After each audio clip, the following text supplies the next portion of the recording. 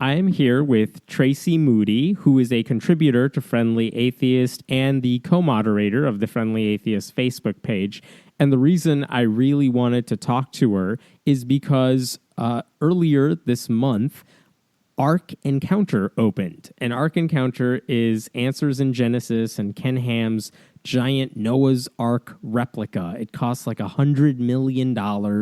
They're getting a huge tax break, about $18 million. They're eligible for $18 million worth of tax breaks from the state of Kentucky for this thing. And she was there on opening day, and she got to go inside this Ark, and she was there for the protest ahead of the Ark. And I wanted to talk to her and get a sense of what was going on there, what she thought about what happened inside, what she saw inside, and what she thinks now that it's been a few weeks and she's been there. So, Tracey, thanks for being with me. Yes, thank you for having me, Hammett.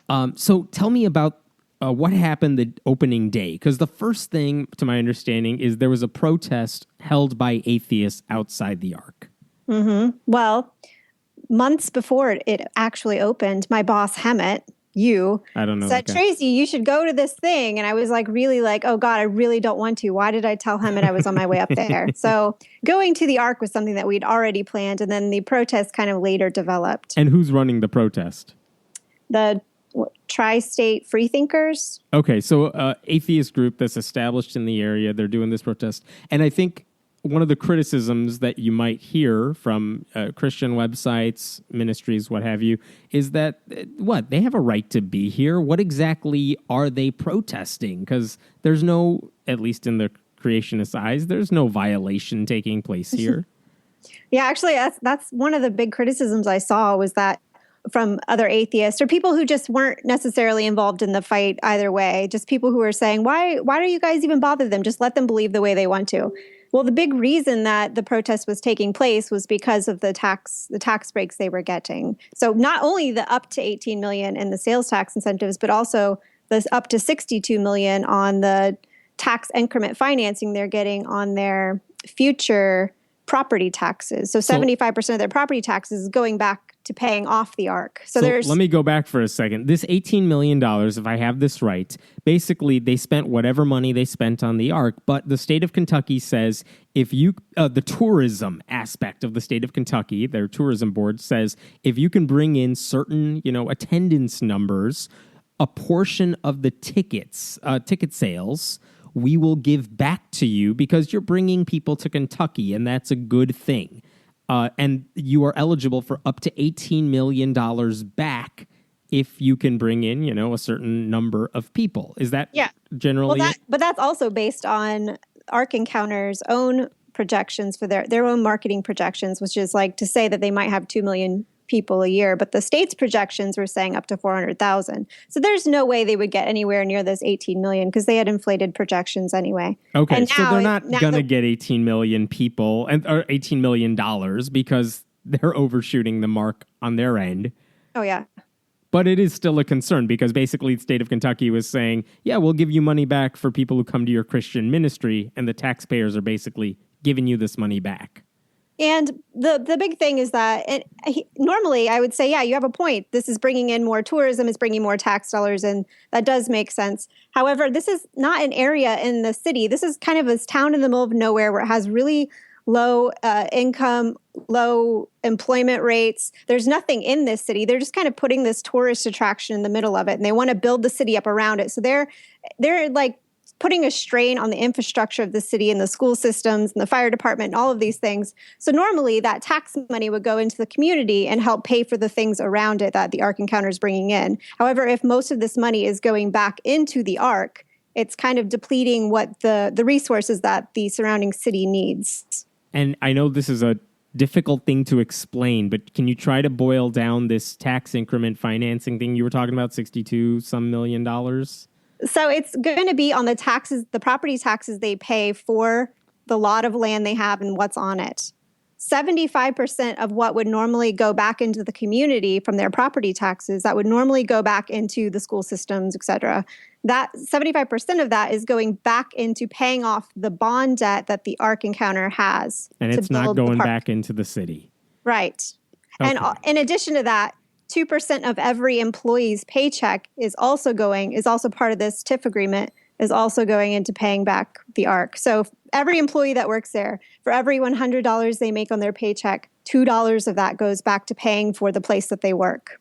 So, and on top of that, too, remember that one of the other issues people had with Ark Encounter is that they said we are bringing jobs to this area. But the truth is, if you want a job at Ark Encounter, even if it's like working the concession stand, you have to sign a contract that says you agree with their creationist, anti-gay way of thinking. Yeah, no sex before marriage. That's one that nobody's going to not have sex before marriage, right?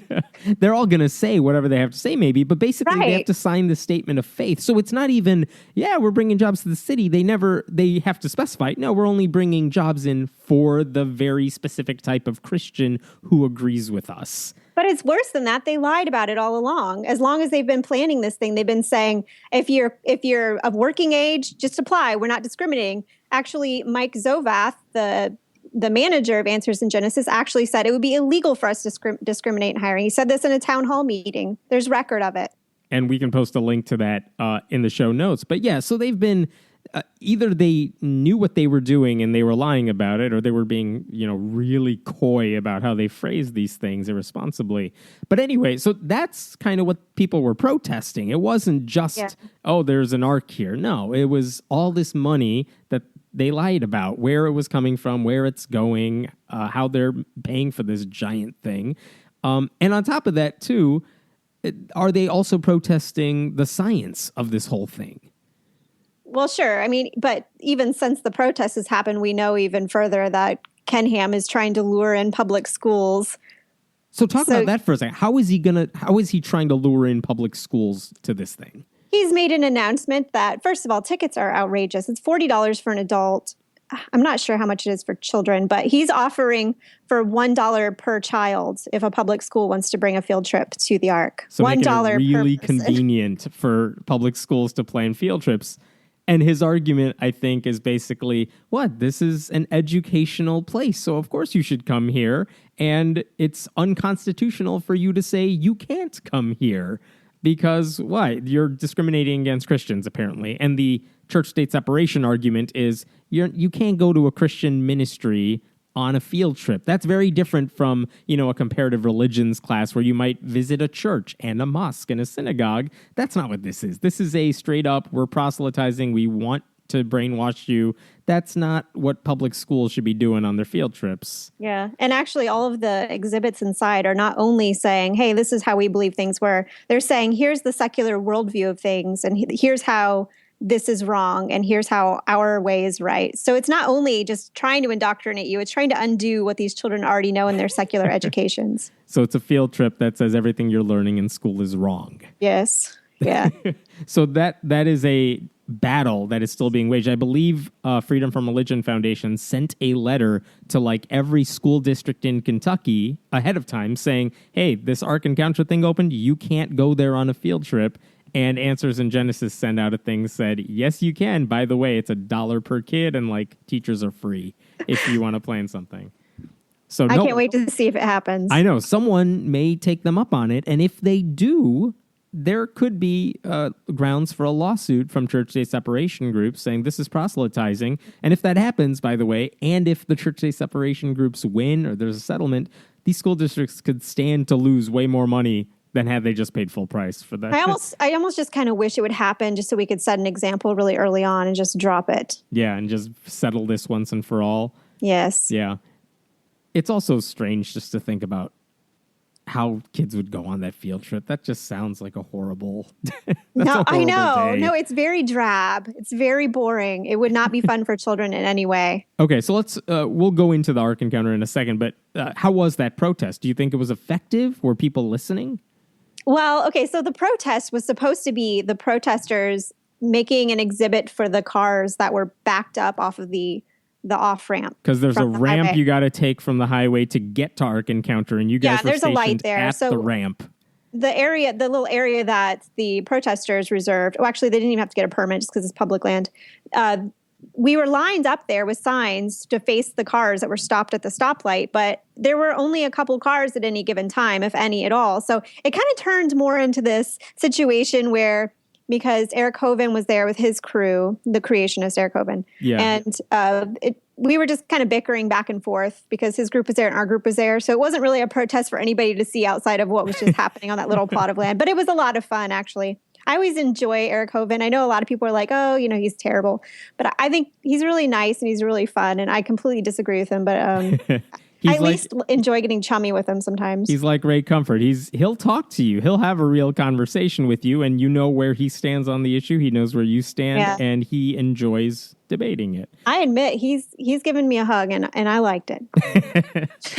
So you have this protest that was supposed to stop people or at least give them pause before they visit Ark Encounter. And here's the beauty of it. Yeah. There was news all over the place. There's NPR, all the local news stations. There might have been some national news. They were just all over interviewing all of the atheists. So that was kind of the big story of the day was, hey, the atheists are here to protest. And we got to say our piece about why we're protesting. Which is that was beautiful. So $100 million Ark opens. This is opening day. And the news media is also giving coverage to how many people were there? At the protest? Yeah, atheists. Maybe about 100. Okay, so news media is giving attention to like the 100 people who are there to say, don't go there. Don't bother. Don't waste your money, which is amazing. That's an effective protest then. If you're getting any media attention for what you're doing, I mean, that's it.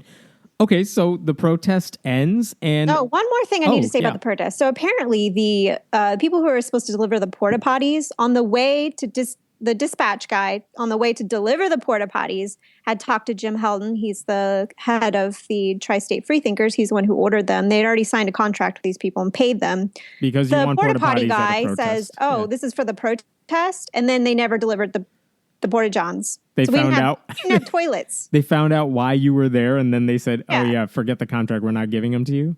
Yeah. So that's, if you want to know how this town leans. And what do they expect you all to do?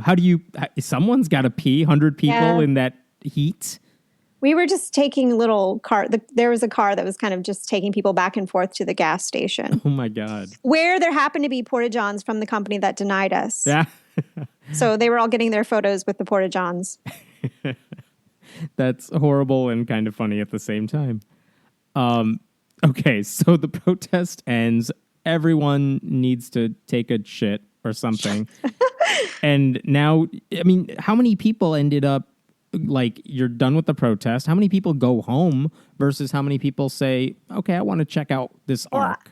I didn't stay for the end of the protest. I had plans because, I was thinking Ken Ham might be right about the turnout being rather large. Yeah. So I actually had plans to be there as early as 7 a.m. because it was opening at 9 and I didn't want to have to wait in lines and all that jazz. So I was going to go there at 7 a.m. However, the night before, something was happening with my car. I thought the clutch was going out. So I rode with the Bill Nye film crew. Because they were filming Bill Nye's documentary. Yes, that's correct. And we were staying together because I work with them sometimes. Okay. So I decided to ride with them instead, and they weren't going in till 10. So I was like, oh, well, screw it. And I'm so glad I did not follow my original plan to get there at 7 a.m. because there was nobody. So when I got there at 10 o'clock, I decided not to even go into the Ark right away because there was nobody in the parking lot. You didn't have to wait in line.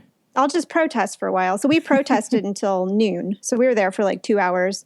We left before the majority of the crowd left. Eric Hovind actually was just offering to take any atheist who wanted to tour the Ark. He was offering to pay for their entry. I don't know where he gets all his money, but $40 a pop. Wow. Christian So ministries, later, some atheists did end up taking a tour with him. I was way ahead of that group, though. We headed in there about noon, and the film guys dropped me off at the regular people's entrance. And it was just like they pulled straight up to the first lane of cars. There was just like very few cars there comparative to the size of the parking lot. And I walked into kind of this, like, they have this corral area. It kind of looks like a barn. And there was nobody in there. They had like all these rows for lines to build. Like a giant amusement park. It was like a giant barn with like metal rails for lines. It was almost like you were about to get on a roller coaster or something, but there was nobody there. So I just walked in. I just walked straight up to one of the like probably a dozen ticket counters with people standing in it doing nothing. I just walked up and I gave them my ticket, and everybody there was super, super nice. Almost kind of like they're on something nice. You know what I mean? Oh, by the way, I forgot to mention, I don't want to, before we continue, I should mention that 2 days before opening day, they actually had Ark Encounter actually said, we're going to open for press. So if any news media wants to check out Ark Encounter before the public gets to see it, so you can write your stories, hype it up, come on down 2 days before the Ark opens. I applied for a media pass for Friendly Atheist. They rejected us. Mm-hmm. And I told them, like, no, seriously, like, I work with this bigger company, Patheos. Like, let me in. This is big publicity as much as any of these other media people you're getting. And it's not like they're only saying yes to friendly, people. They're saying yes to secular media. And, no luck. They wouldn't let us in. So what do they say? We're not dealing with alternative media or something. Yeah, we don't do blogs or something Everybody's exactly. on the internet, though. Right. Like I said, we have more reach than some of the local media that they let in, so I don't really buy that argument, but whatever. Okay, so we know why they didn't give us one. I'd like to think I do. So, okay, you get in the park. Oh, okay. So, I boarded the bus. There still was like very few people around. I waited until they filled up probably half a dozen people on this bus. And then it's just kind of this really long, I guess it's a mile-long trail that goes all the way down to the Ark. And from the you get lot? off and they drop you off right in front of this row of about a dozen porta potties. It was very unsightly. Everything was unsightly. It was very strange. It's a Behind symbol. the porta potties, there was construction fencing with like that brown mesh up around it, so you couldn't see behind it, but still like it looked like shit. It looked like construction fencing. And then I expected like there'd be some crowd or something that I could follow to get into the Ark. But as I was approaching the Ark, I really didn't know, like, where do I go? But the entrance, so I thought, was actually the exit, was the most inviting looking place. It was the closest to me, and I saw some people going in and out of the doors. So I walked in that way, and I was immediately in the gift shop. It was very dark, too. Very dark gift shop. Very weird. And I just started walking, and I couldn't find anybody to ask where to go. So I just started walking up this ramp, and I felt like I was swimming upstream. People were coming out, but I was like, I don't see where else to go. So I just kept going until I was on the second level of the Ark, finally just wandering around going, who do I ask? So I went back the other way. I went back down the ramps, probably 15 minutes up there. And finally, there was a guy who was watching people leave, and I asked him, how do I get in? He's like, oh, you just came out the wrong way, or you went up the wrong way. You need to go out of the Ark and go all the way to the other side. So basically, you got there, went through the exit. They didn't even stop me. They didn't stop you, and it wasn't like you were trying to like sneak in through the back entrance or something. You just... No. But it would be really easy to sneak in, though, right. if you wanted to. It wasn't very clear where even the entrance was, and you got dropped off by the shuttle. Yes, that's the thing. It's like everybody who got off the bus, none of them knew where to go. Actually, okay, so as soon as I got off the bus, let me back up a little bit. There was this guy who just immediately sort of adopted me. He obviously worked there. He had like one of those lanyards on, and he's like, thanks for coming. I'm so glad you're here today. Like just a little bit weird, happy, weird. That's fine. And he was walking alongside me. He's actually a rather attractive young man. And he asked me if I wanted my photo taken in front of the Ark. I was asking him questions about the Ark because I noticed that it was discolored. The paneling on it was like very faded looking in different places. So I was asking him, like, what kind of wood is the paneling made out of? Is it all going to weather the same? And he's like, I don't know. I should look into these things. I don't know. He took a picture of me in front of the Ark, which is the photo, one of my cover photos for one of my articles I wrote that day where I'm jumping. Okay. And I was already feeling a little bit nervous that somebody was going to recognize me because Ken Ham knows what I look like. I've met him before. Little backstory here. I met him back in November, and all of his people know about an article I wrote. It's no secret around there who I am. So I was afraid they would recognize me and they wouldn't let me in. And we were actually kind of afraid of this the day before when I was at the Creation Museum. We didn't want to say we would be at the Ark the next day because we were afraid they would stop us from coming in. Okay. Well, this guy said to me as I was walking alongside him, you look really familiar. Uh-oh. And I was like, no, I don't. And I started getting kind of sweaty. And he goes, yeah, you look like, he goes, oh, you know who you look like? I go, no, who? And I was like, oh my God, I'm about to get busted. He goes, you look like that girl from God's Not Dead. Oh my God. And I just started laughing. And if you don't know, the girl from God's Not Dead actually does kind of look like me. She has long red hair. She's a vegetarian. She's super snarky and bitchy. She's an atheist and she's a blogger. In the movie God's Not Dead. So Yeah. you look like a character from a Christian movie. That's what he's mistaking you for. Tracey Moody's straw man in this movie. Yeah. Screw you, Kevin Sorbo. I've got my own character. Okay, so he said that and I just busted out laughing. Like I was immediately relieved and also kind of flattered that I look like this actress. It was very funny. So when I finally got into the Ark, after I went up the wrong way and then I went all the way back around, there was this other guy who he worked there. He had a hard hat on. And he was very friendly, like just asking me where I'm from. And I think, I'm getting the clue that this is just like a really like a kind of a Christian thing, like just what, the super niceness? But I'm also a northerner, so I'm used to people kind of dropping doors in your face. Because they're like church greeters. You have to be very nice when people enter the church. You want them to feel welcome. And to come back and to give some money like there. Well, when I finally went in, the right end, I posted that picture. There's nobody in line at all. It was like the queued line where they pause people so that they don't have a huge group going in at once. You took video of this, right? Yes, there's a video. I'm showing a 360 of the whole entrance area, and there's it's like noon. It's like 1 o'clock or something. 1 p.m. That's right. It should be packed by this point, and this is when Ken Ham actually predicted. Oh yeah, the crowd's really going to pick up around noon, just like the Creation Museum did on their opening day. He said when the Creation Museum opened, several years ago, a similar thing happened where atheists had a protest outside the Creation Museum. Kind of the same thing you were talking about. Not even so much for the money, but the protest was about, this isn't a museum, and this sure as hell isn't science. And we wanted to make sure people knew that if they were visiting Creation Museum. And I was there for that protest, and I visited Creation Museum like right afterwards as well, because I wanted to know, well, okay, I'm here. I might as well see what's inside of it. And there's some value to that too. So I think I like the fact that you actually went in there to see what it was, because you don't have to, even though I kind of I did have to because you told me to.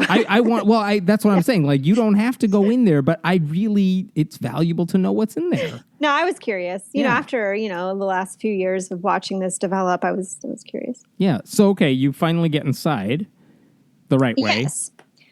Just like at the Creation Museum, they have this area where you get your photo taken, and it's like a green screen. They superimpose, for the gift shop photos, they superimpose the Ark behind you.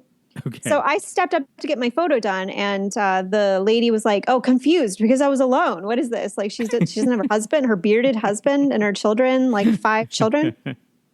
So I stepped up there to get my picture done, and she was about to take my photo, but I noticed that there was another employee standing to her right side, and there was a security guard. And their security guards there look just like cops. They're like legit with their like badge, like that says Ark Encounter, and they have drug dogs, or I don't even know, what do these dogs sniff out? Are they looking for drugs or bombs? I don't know. Atheists. There was a German Shepherd. No, it was a golden retriever, and I saw them talking, and they were staring directly at me. And so I started getting nervous again, like, oh, for sure the security guard has been shown a photo of me to kick me out.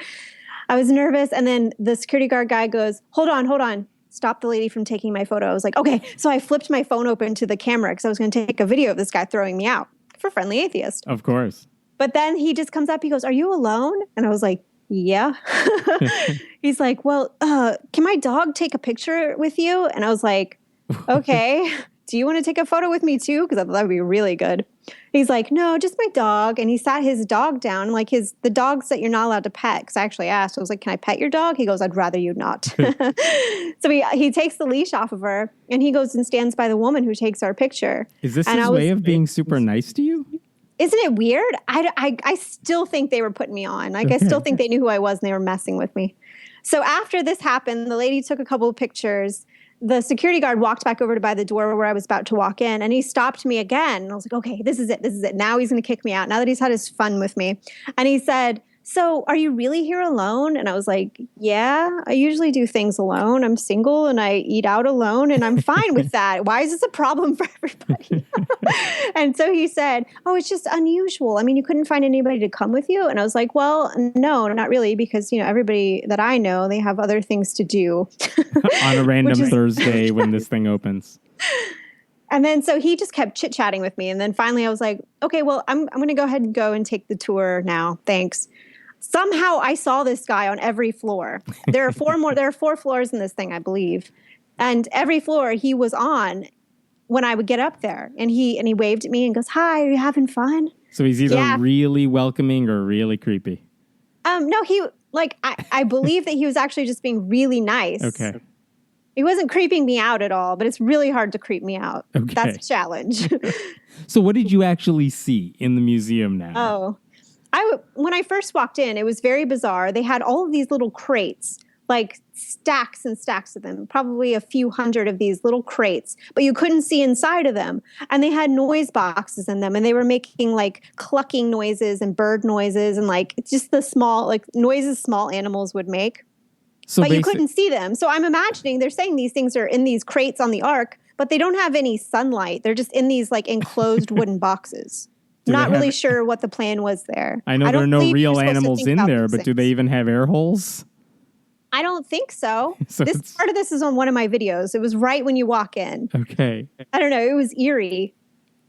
Well, that was the majority of like the first floor, was just kind of these weird boxes that were making noises. Everything was very brown and dark. And then I got to some cages where there were some small dinosaurs. Of course. That was pretty much the whole first floor was just like a few cages with animals in them. I love how you're just glossing over the fact that there are dinosaurs on the ark. Like that's not a weird thing. Isn't it kind of weird that this is that I'm desensitized to the dinosaurs in the ark by now? We've read too much about Ken Ham that this is no longer strange. Nope, they were dinosaurs on the ark. That's how reality works. Yeah, it's just so far-fetched that like it's easy to watch a fantasy movie and dismiss things that completely defy reality. But when you watch a movie that's for the most part real, it's easy to point out the things that are out of place. So that would never happen. That's not real. That's kind of how this is. It's just so far-fetched that nothing about it shocks me. It's like Donald Trump saying something, ridiculous. At this point, we've heard it so many times that nothing stands out, even though everything should stand out. Yes. That's exactly how the ark is. It's just, just take the pill and go for the ride. Is there anything keep going. So going up to the second floor, that was where, they had the slightly bigger animals in cages, and they had more exhibits. They have these different exhibits you kind of step into. It talks about different parts of the Bible and like Ice Age and rainbows and different things like that. They're just kind of these little cubbies in the where the animal cages should be.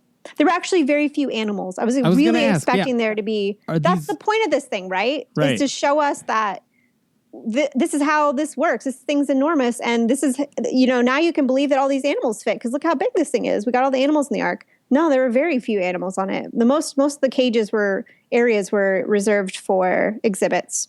And I can understand like it's going to cost an arm and a leg even for them to have certain animals that you got to feed and maintain and look out for constantly. So it's easier to say we're just not going to have them here. But you're right. It is kind of weird that the whole point of this arc is to show this could have happened and this is how it happened. But we're not actually going to do it because, we can't. Forget it. That's a little strange. Yeah, and now that I'm thinking about it, there are a lot of things they left off. Like, where did they store all this food? I mean, they did have an area where they were growing the vegetables, but it was a really small area, and there's no way all of those animals ate just vegetables. What? Right, I saw a picture of once you start thinking about it, this is what happens when you let your mind go. I did see pictures where they had like a storage wall of sacks of food or oats or something. But you're right, not all these animals are eating the same thing for however long they're on the ark. Yeah, another thing is like some of the animals were small baby dinosaurs. Of course. But they didn't have their parents take care of them. You think they're probably going to grow quite a bit in a year or two. There's so much about it just would never work. It's not even worth picking that much of it apart. You're not supposed to think too hard. There was a sign in the ark that said something, I'm paraphrasing here, that if you can convince people the ark isn't real, then basically they're not going to believe anything in the Bible. Yeah, you can convince them heaven and hell are not real. Right, which is like, yep, that's kind of the point. Yeah, so it's just basically like, okay, so we need you guys to stay scared. Right. There was So keep believing this bullshit because it's going to keep you scared, and then you'll be submitting. Tell me if I'm right here. I heard that there was an exhibit on the Ark that basically says, here's the way secular culture depicts the Ark in order to tell you it's not real. So, for example, all those pictures you see of like a cartoony version of the Ark with animals teeming off of the edges and like they're all big and smiling, like that's Ken Ham hates that because in his mind that's not what the Ark was. That's your cartoony little kid version of the Ark. And that is a reason people don't believe in it. So they had this whole series of here's what the secular culture thinks the Ark was like, and the rest of the Ark is all about like, no, this is how it happened. But it's a whole room dedicated to how the rest of us see the Ark. And ironically, that's probably the room that the kids had the most fun in. Why is that? Just because it was the most colorful and they were like happy characters. It wasn't all like death and gloom and doom brown and stuff. Yeah, there you go. But it was really silly though, because the sign said Noah's Ark fairy tales or something like that. Ark fairy tales. Like, yeah, okay, we all agree finally. But, yeah. It's the one part for atheists in the Ark. Yes. Did you get a sense as you're walking through this Ark, are the people around you saying like, this is bullshit? Or are they saying, wow, this is how Noah did it? Well, it was really easy to pick out the people who were definitely religious. And those were the people who, there were so many bonnets and dresses. Oh, no. But I do suspect there were a lot of atheists. I wasn't really tuning into a lot of people because I was doing the FaceTime or Facebook Live for Friendly Atheists pretty much the whole time I was in there.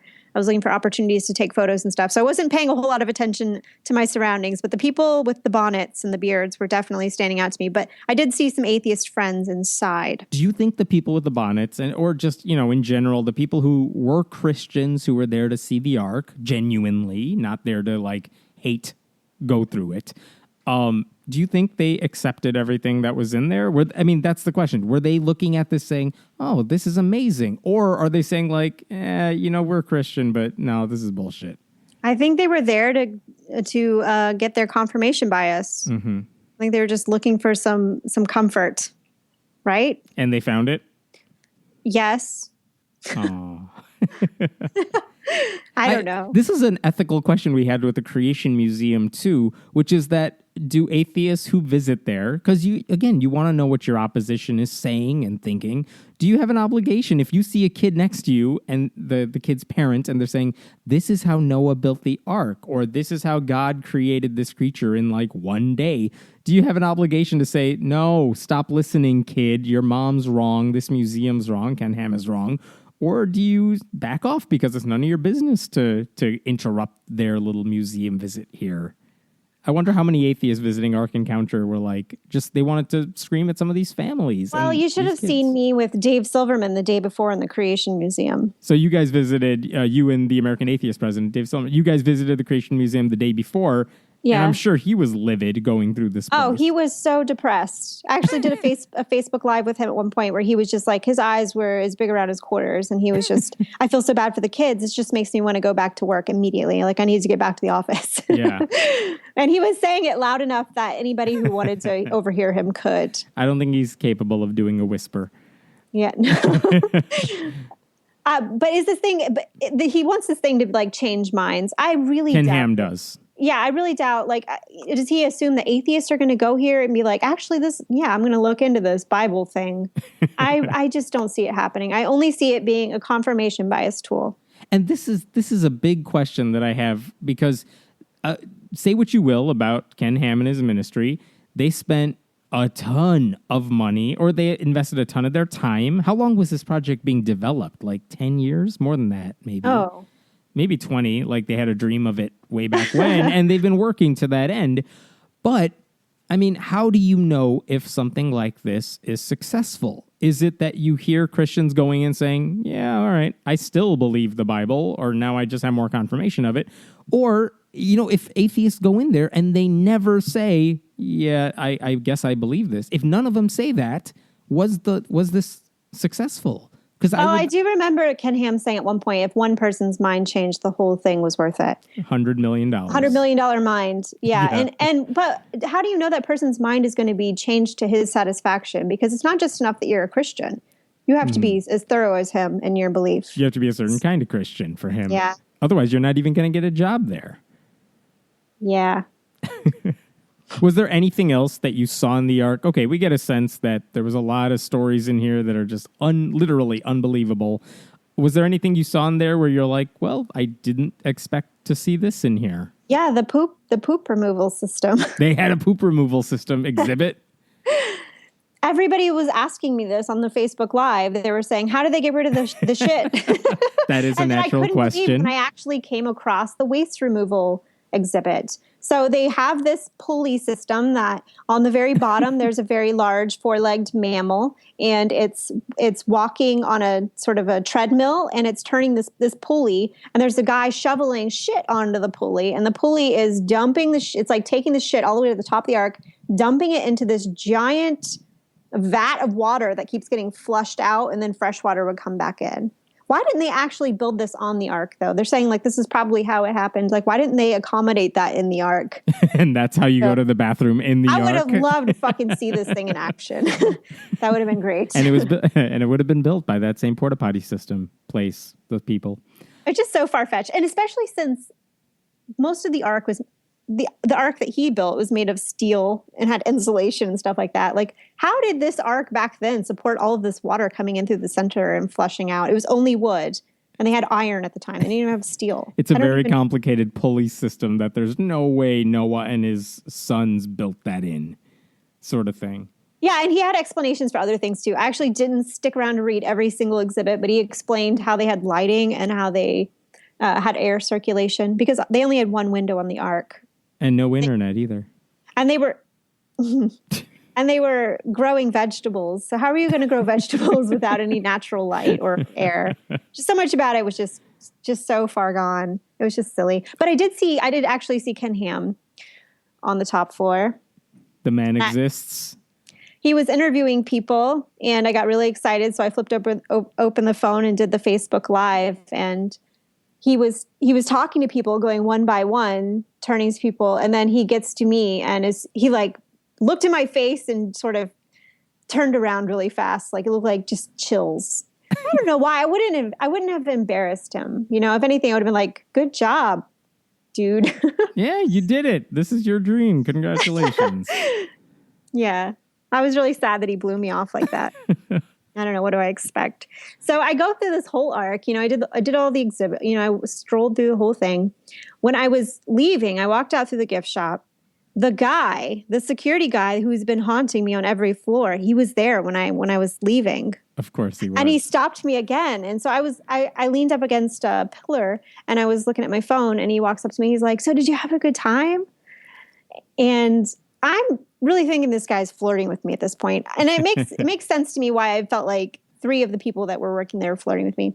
Because I'm a woman and I'm alone. And imagine how hard it is to find another creationist wife. I think a single woman who believes in all of this. So they just saw me. It was like fresh meat. That's my hypothesis. It's the one thing they all wanted to marry me. It's the one thing Ark Encounter and every atheist conference has in common. Okay, yes. But they signed this declaration that said that they won't be having sex until they're married, so they need to get a wife. Dudes need to get laid up in this ark. That's a separate part of the room. That's a different room in the ark. That's the part they didn't show you in the exhibit. So, I was talking to this guy, and he said, Did you get your photo? And I was like, "Oh, no, you know, I saw the line in the gift shop, and it was insane. I wasn't going to stand in that line just to see the photo. I'm certainly not going to buy the photo." And he goes, "Oh, okay. Well, I hope you don't think this is weird, but if you weren't going to get it, I was going to get it." I was like, "What? Why?" He's going to buy your picture. "Oh, I just wanted a picture of my dog with you." And I was like, "Okay." I tried to act like it wasn't It's like the creationist equivalent of leaving your shit at a girl's place if you're seeing her so that you're guaranteed another date. It was a trap. It was a trap. It was. Well, I said, I tried to play it cool. I was like, "Oh, well, they print those things off, but if you don't buy them, they just throw them in the trash. Right. So maybe you could just dig it out of the trash later." That is so creepy. And he's like, "Yeah, okay." And then so he was just not going away. So I was like, so hi, what's your name? And he goes, my name's Adam. And so I shook his hand and I said, my name's Tracey, but I will ever be so mad at myself for not saying my name is Eve. I mean, that was a perfect opportunity to like flip this guy's shit. I could have been like, hi, my name's Eve. So then I told him that I was going to head down to the petting zoo. And he was just like, because they have a petting zoo for the Ark. He said, yeah, there's a petting zoo. They have real live animals down there. Dinosaurs? I wouldn't be surprised they fucking put a horn on a goat or something. Oh, goats have horns. Excuse me. I get the idea. I'm not biology literate, okay? That's all right. Neither is anyone there. He told me don't bother with the petting zoo. He's like, oh, it's not really that great. I was like, wow. Who is this guy? I like this guy. You got to wonder. These people can't seriously be all young Earth creationists. They wouldn't be able to find that many people in that small of an area, especially like such a sparsely populated area, to find enough people to populate this. So you think there are a bunch of people just signing that contract, lying their ass off because they want the job? Yeah. Possibly. Yeah. I could accommodate that. I could remove the guilt of lying about that because they lied in order to build the place. Hey. So I would just be like, oh, this is the justification I'm giving. Teachers at Catholic schools do it all the time. Yeah, that's true. I do know a few. Yeah. So yeah, go ahead. The Ark was very underdone, especially when I walked around the back, because I did end up walking over to the petting zoo. There were not very many animals there. Most of the pens were empty. But when I was on the back side of the Ark, that was when I really saw like, holy shit, this place is not ready at all. They didn't have all the siding up. They just had like this sheeting over where the siding should be to try to make it look like it was done. They just had more industrial fencing and pallets stacked up of the siding. And there were like porta-johns and like lots of cranes. The cranes, the ones we've all been talking about. They're all parked out back right now. Mm-hmm. And everywhere there was just piles of dirt and mud and rocks. There was like no grass anywhere. And they had this event a couple days earlier, the VIP press event, and they still had all of the chairs and tents out for that, but it had rained. So all of these chairs were just sitting in these pools of mud. It was like pig pens everywhere. So it really doesn't look ready for opening day. I mean, I understand a big place opening and not being 100% ready, so they still have some construction, ready to still in the process. But it doesn't look like they really planned for opening day as well as they should have. No. Not at all. Okay. It's been a few weeks now since Ark Encounter opened. Is there anything that's changed in the interim in the sense that, like, I saw this is my first reaction, but I think I've changed my mind on that since then?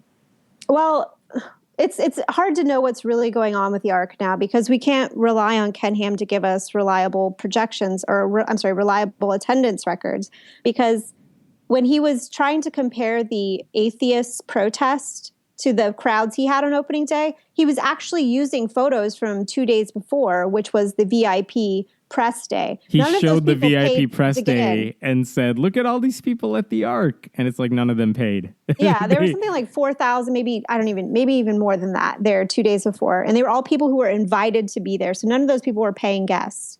So he was comparing that, saying, look, we had all these people, and the pathetic little atheist protest only had maybe 100 people. So he was comparing these two images side by side to say he won. Yeah. So it's hard to trust because right now he's feeling the heat from us because we've pointed out that that attendance was really low. So now he keeps he's doubling down. If you've looked at his Twitter feed the last week, all he's doing is posting photos and videos. Like every time they see a crowd of people come in, they just run out there with their cameras and they're like, look, we've got all these people here. So he's like doubling down on trying to present this as being something that's really popular right now. But I just don't trust him. We ran the numbers. They said we are expecting 2 million people in the first year. And if you do the math, they're open like 363 days of the year, like minus Christmas and one other day. I think that comes out to like 5,500 people are supposed to walk through the doors, paying customers every day. And correct me if I'm wrong, I don't think they had 5,500 on opening day. And if you're not getting that many people on the biggest publicized day of this Ark, and I know it's on a weekday, and I know it's like, maybe not the biggest travel day of the year, but if you're not getting that many people on opening day, how are you going to get more on a random Tuesday, later on in the year, because you have to sustain that 5,500 to hit that 2 million mark. And so when you mentioned this earlier, when Kentucky's own third party, independent people said, well, what do we expect Ark Encounter to bring in? They didn't say 2 million. They said like a couple hundred to 400,000 for the year, which, significantly lowers how many people are walking through the door every day. But like you said, Ken Ham is really trying to build up like, look, everyone's coming to this place. It's amazing. And so let's go to another point, which is that you wrote an article for the site about a week or two after it opened, which basically said, look, we see the pictures. We know how many people are visiting the Ark. It's completely underestimated from what you thought it was going to be. And you said you actually kind of felt bad for Ken Ham. Oh, believe it or not, I do. So there were actually these videos that he took where he was just out in the parking lot live with the drone, and he was saying cars are just pouring in one after another. He's saying this while he's watching the same footage that we're watching, and we see one car creeping through the parking lot. It's just very strange to me that, especially since he's always using this excuse for why when we talk about science and, the history of the earth, he's like, were you there? So for this particular circumstance. He's right there. We are yes, there. We were there. We were there. I was there on opening day where we're watching this video with you, and he's not accepting the fact that it's just not happening. Now, so I just want him to be like, oh, yeah, I guess attendance isn't as we expected in the beginning. Maybe it'll pick up. Be optimistic. Be honest That's fine. about it. But I imagine what he feels is just that there's just so much hoping and people wanting this thing to fail, and he's feeling embarrassed and ashamed or something, and he's just kind of repressing it and being in denial. Yeah, so I feel bad about that part of it because he's just a human who's just horribly mistaken. I don't take anything he says personally. Yeah, I mean, he's a Christian. He wants people to accept what he believes, just like all of us want people to accept what we believe. And it doesn't look like all of this money and all of this time that he poured into it is gonna pay off. At least that's what it looks like right now. It's not gonna happen. I think it would be incredibly responsible for him to admit that right now, because he's still going down his denial path, and he's got everybody who's on his side thinking the same thing for some reason. But I think right now he needs to step up and say that so we can scale back on some projects, because he's still planning on building another 9 phases to this thing. Is that really a good idea? Is that really a good way to spend all this money? And then the town of Williamstown, it doesn't really have anything. There's like a gas station and maybe a couple restaurants down the street, but as of now, there are no hotels, and as far as I've seen, no hotels, no major restaurants, but he wants to bring all of that in. So it would be irresponsible for him to keep cheerleading for this to grow. Because all the townspeople would spend money on building up this city, the restaurants, the hotels, whatever, but no one's visiting. Yes, it'd be incredibly irresponsible. So I'm just thinking maybe it's time to own up to this a bit. Yeah. And I just feel like if we stop taunting him and being mean to him and saying, haha, I told you so, I want you to feel stupid, that's not a nice thing to do to anybody, even if you don't like them or don't agree with them. I just want, maybe some humility in the situation. Yeah. And it doesn't look like that's going to happen anytime. I think Creation Museum also has had a drop in attendance. But again, I mean, you can see where he's coming from. I'll go back to Donald Trump. It's like, yeah, no one really watched you compared to the Democratic convention, but you're still hyping it up like it was the best thing ever. And even though the evidence is right there and we all see it. That's, yeah. Did he ever respond to what you said? Well, he did go on this Twitter rant a few days ago about, because I was talking about, in my article, I was talking about, feeling bad for people, and how he tried to debate me on, when I was there with him, he was trying to debate me on morality, where atheists get morality from. This is when I met him back in November, and I mentioned this in my article when I was talking about meeting him and feeling bad for him. I wasn't saying I was feeling bad for him because I met him and he was nice, by the way. That's completely a separate thing. So my encounter with him was when he tried to debate me and talk about morality. Well, he went on this Twitter rant a few days ago where he was saying atheists can't be moral because they have nothing to base, no, whatever. Yeah, if you don't believe in God, you can't have morality. I feel like he's been speaking to me through his Twitter feed, but he won't directly acknowledge me, which I think he doesn't want to. Which is sad. I wish he would just, it's interesting. There are those people like Ken Ham. It is very easy to caricature them because they just strike you as this, he's the evil creationist. And we don't know him. I mean, I promise you, no one knows anything about his family. You know, you don't know about his family life. You don't know about anything else he does except promoting the Creation Museum, Ark Encounter, things like that. And it's like there's a human inside, but we never get to see that side of him. And I wish it would be interesting to just hear him be honest about some of this stuff. And you know what? I really wonder what they discuss at like Ark Encounter board meetings. Do they talk about the attendance figures? Do they talk about, you know, maybe this isn't working out as we had planned? I don't know. I imagine. Someone's got to be. I feel like everything that's presented outside is just a tactic. They have the numbers. They know the attendance figures. Mm-hmm. They know how much money they're taking in. And they also have to know this is what we budgeted for. This is what we expected. And if it's not matching, if it's not even coming close, someone there has to know that. And they have to be saying it. So surely Ken Ham knows this stuff. And I understand he's not going to talk publicly about it, but yeah, it's there. I wish we could kind of learn what's going on there, because it's kind of sad, like you said. That hopefully we're privy to their tax forms. Yeah, they do file that stuff. Let me address one thing really quick, because I heard a lot of people saying this on Facebook and online, which is that, okay, this Ark costs $100 million, and the common response is, oh, that is so much money. Think of how much good you could have done had you spent that money doing X, Y, or Z. And I want to just take down that argument really quick.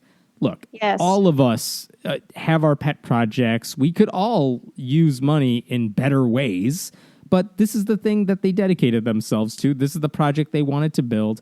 I don't think it makes much sense to be upset with them for using money as they saw fit to do something different, to do something big. Because, hey, look, atheists spent a lot of money doing the Reason Rally, and that didn't really work out this year. Every nonprofit group will commit to some large projects because this is the best way they feel they can, promote their message. And I just don't like that argument that, well, you shouldn't have done the thing that you were designed to do, that your whole ministry or nonprofit is there to promote, because you should have just given it to the homeless. Yeah, that's not their mission. They're not a homeless mission. They're an evangelical mission, and their mission is to save souls, and that's how they buy their own way into heaven. It has nothing to do with feeding people or necessarily like feeling bad for people. Yeah, there are a lot of good reasons you can criticize creationists and Ark Encounter. That one just never sits well with me. You know, I would like to say a lot of the criticism I got about my article where I was saying, hey, maybe we should be a little bit nicer to Ken Ham, is that people were saying that I was overlooking things that Ken Ham was doing. I was dismissing the fact that he was getting tax dollars and he was brainwashing children. And all I'd like to say to that is, no, I'm not. Have you ever seen anywhere where Friendly Atheist was easy on any of this stuff? You know, we've been fighting it all along, and we're going to continue to fight it. Nobody's saying that we should let him off the hook for brainwashing children or taking tax dollars just because there's a human inside that really complicated, weird ministry of his. Saying you should treat someone with respect and kindness doesn't mean don't criticize the things they deserve criticism for. It is in no way to say that I am gullible and that he's winning me over.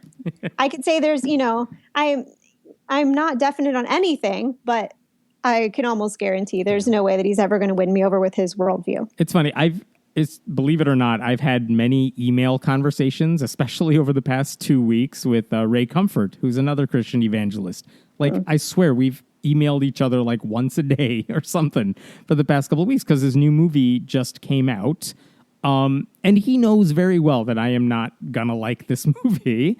But he was nice enough to say, hey, if you want to do an interview, I'm available. And I was, and he answered all of my questions. And I sent him like 2 emails full of questions, answered all of them.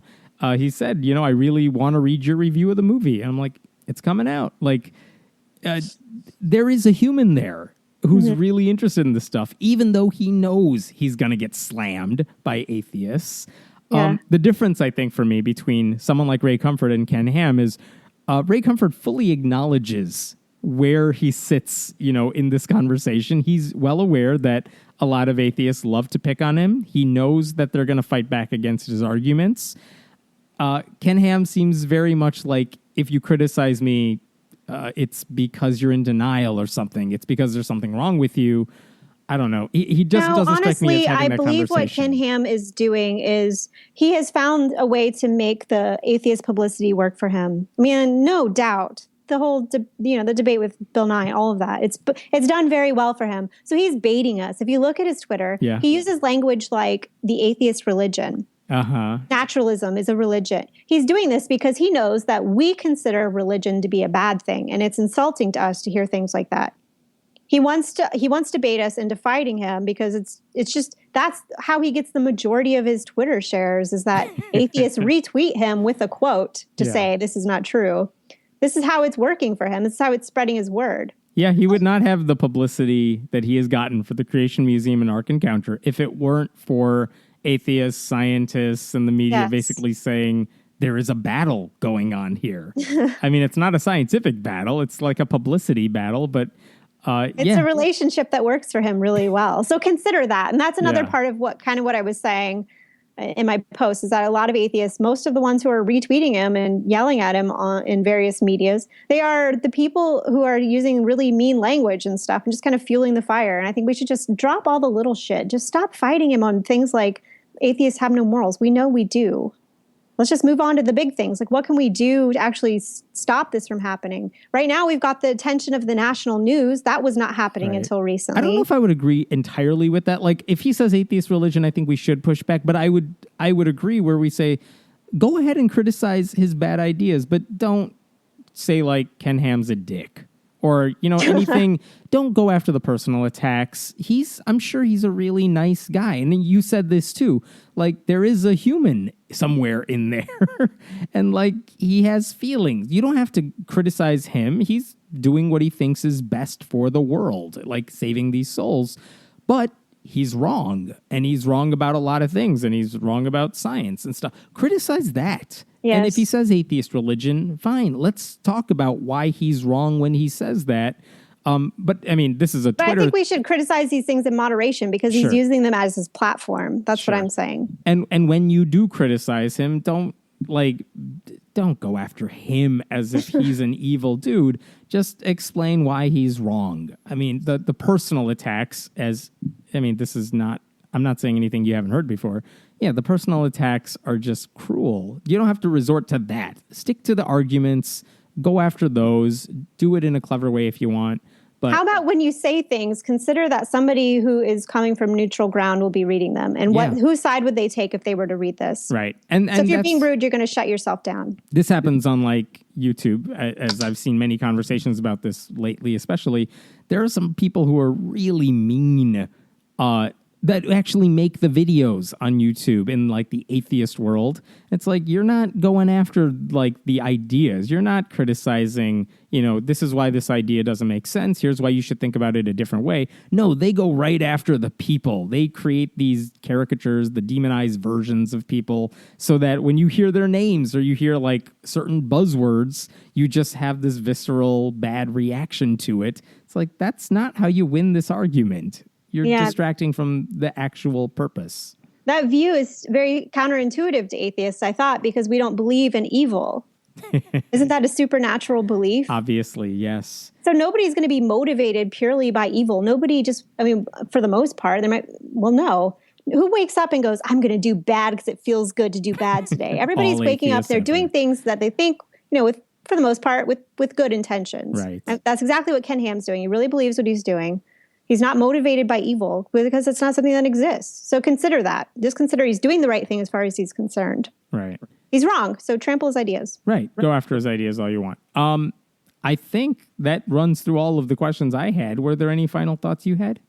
I am ready to put Ken Ham behind me, but I don't think he's given up anytime soon. Yeah, I don't think he's going to go away. And if he keeps going through with the expansion of Ark Encounter, then this is going to come up again for a long time. I mean, we're still kind of talking about the Creation Museum today, even though we've all seen it. We know what's inside. The content hasn't changed because it's a Creation Museum. Nothing changes in there. They're not new discoveries. Yeah, there are no new discoveries. So I always use air quotes when I say museum. Right.